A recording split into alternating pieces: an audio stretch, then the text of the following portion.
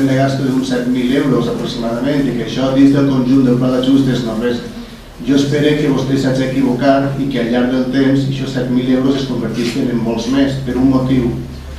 Al marge del tema de les falles, que evidentment hi ha un relatiu incompliment, no vaig entrar en el tema de les falles, el que verdaderament ens interessa remarcar és el tema de la contratació de personal per a situació d'emergència.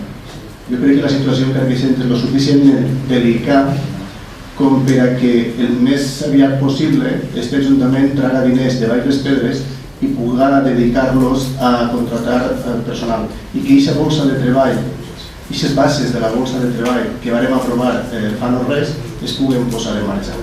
Per tant, com que els 7.000 euros jo crec que estava referit únicament i exclusivament al tema de les falles, m'agradaria que quedara constància sí, perquè el que és important no són ja aquests 7.000 euros, sinó els molts més euros que n'hi hauria que dedicar a contratar persones a partir des d'allà fins que vinga la pròxima campanya cíclica. Esperem que aquesta partida se puga trobar, esperem que aquesta modificació de crèdit se puga fer ràpidament i que la contratació sigui una realitat. Bàsicament per això, nosaltres anem a apoyar aquesta modificació del pla d'ajust, tot i estar en contra del pla d'ajust que es va aprovar en el seu moment.